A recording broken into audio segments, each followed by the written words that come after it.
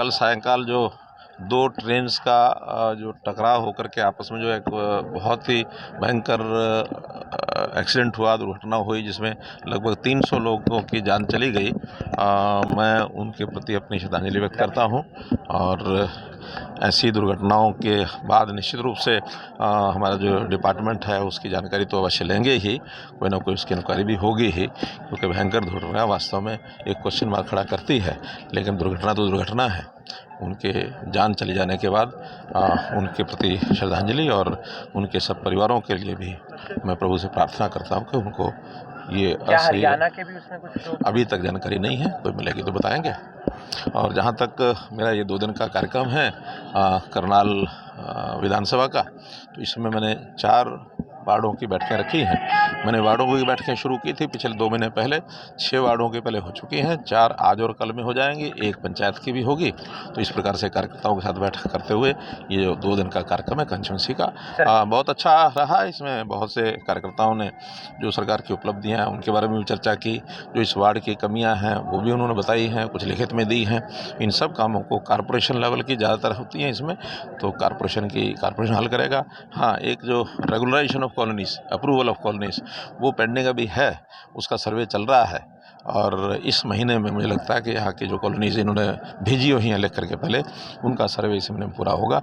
अगले महीने में उनके अप्रूवल का काम पूरा किया जाएगा। पंचायतों ने अल्टीमेटम दिया है 9 तारीख तक पहलवानों के मसले। देखिए, पहलवानों वाले विषय में चूँकि बहुत पहले से ये विषय चल रहा है और केंद्र सरकार इसको देख रही है और निश्चित रूप से कोई ना कोई हल इसका निकलना चाहिए। हमने अपनी ओर से भी प्रयत्न किया था, कुछ लोगों से बातचीत हुई थी, तो बहुत जिसको कहना चाहिए कि फैसला होते होते छोटी मोटी जब कमी रह जाती है, उसके बाद फिर जब चीज़ नहीं होती तो कहीं ना कहीं फिर कुछ संगठन खड़े होते हैं।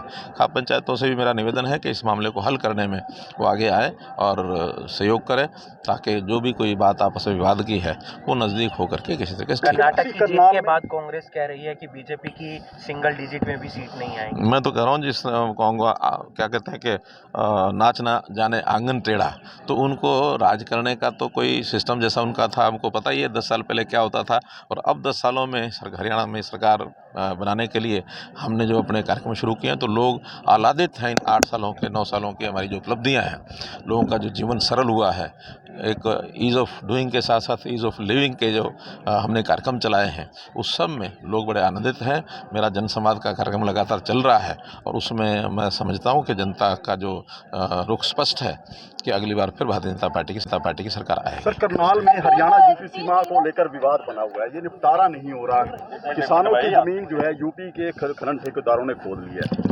पुराना विषय है, वो चकबंदी का भी था और कुछ आपस में बंटवारे का विषय था। उसके ऊपर हमारे डिप्टी कमिश्नर और टीम जो है उसको काम कर रही है। उसके ऊपर आशा तो है एमिकेबली हल होना चाहिए। एमिकेबली हल होता तो ठीक है, नहीं तो जो कानून की राय होगी, कानून जिसकी जो ज़मीन है उसको मिलेगी और जो गलत कब्जा किसी ने किया तो उसको हटाएंगे। एक बात और भी कह रही है कि